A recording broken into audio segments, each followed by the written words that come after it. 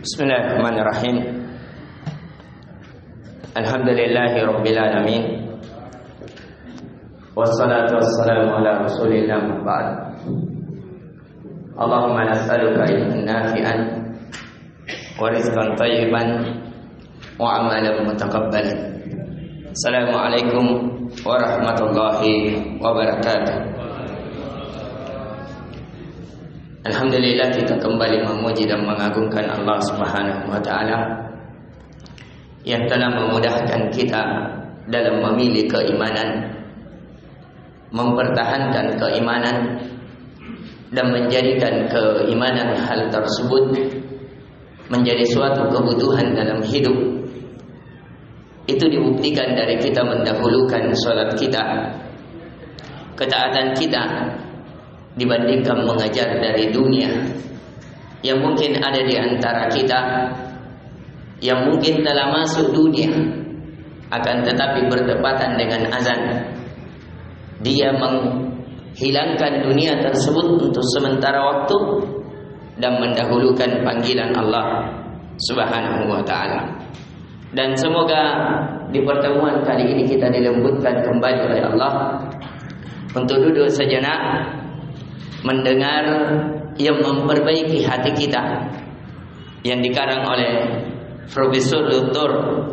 Syekh Abdul Razak Al-Abbad Al-Badari, yang di dalam kitabnya Ahadisu Islahil Qulub tentang pembicaraan hal yang memperbaiki hati. Dan di pertemuan sebelumnya alhamdulillah kita sudah mengkaji di bab yang ke-11 dan 12 bahwasanya hidayah terhadap hati adalah pemberian dari Allah, bukan warisan. Kemudian di ke-12-nya kita sudah mengingatkan bahwasanya nasihat-nasihat dari Al-Quran dan Sunnah adalah hal yang menghidupkan hati. Dan di pertemuan ini kita masuk di pertemuan 13 dan 14. Kata Syekh, salahul qulubi bil Quran, baiknya hati, solehnya hati itu dengan Al-Quran. Jadi kalau kita ingin mengukur hati kita baik atau dalam keadaan sakit bahkan mati, coba lihat interaksi hati kita dengan Al-Quran. Dan yang ke-14, saya mengabarkan wa ta'thirul Quran 'alal qulub, dan bagaimana pengaruh Al-Quran terhadap hati. Kemudian saya mengabarkan bahwasanya pengaruh hati terhadap Al-Quran itu sangat memberikan pengaruh, akan tetapi dengan 3 syarat. Sebagaimana yang dinukilkan oleh Ibnu Qayyim Al-Jauzi rahimallahu taala ketika menukil ayat inna bi dzalika ladzikra liman kana lahu qalbun aw alqa sam'a wa huwa syahid. Sesungguhnya Al-Quran itu betul-betul peringatan bagi orang-orang yang dalam keadaan kelalaian untuk diperingatkan. Orang-orang yang terlalaikan dengan dunianya diperingatkan akan akhiratnya. Orang-orang yang menganggap dirinya hidup selama ribuan tahun diingatkan bahwa kematian akan mendekat. Tapi diperingatkan bagi siapa? Liman kana lahu qalb, bagi siapa yang memiliki hati. Jadi Al-Quran bisa menjadi peringatan bagi siapa yang ingin membuka hatinya terhadap Al-Quran. Au al-qasam'a, atau dia memperdengarkan pendengarannya dengan seksama, bukan hanya cuek-cuek saja, tapi betul-betul dia pasang telinganya untuk mendengarkan kalamullah, ucapan Allah, wa huwa syahid, dan dia menyaksikan. Jadi betul-betul orang yang bermanfaat padanya Al-Quran bagi siapa yang membuka hati dan telinganya dan mempersiapkan jiwa dan raganya untuk mengambil pelajaran di dalam Al-Quran. Jikalau itu diperintahkan, dia lakukan. Jikalau itu larangan, dia tinggalkan. Jikalau itu harus dibarengi untuk berinfak, dia berinfak. Kalau itu dibarengi dengan meninggalkan dosa dan maksiat, dia tinggalkan.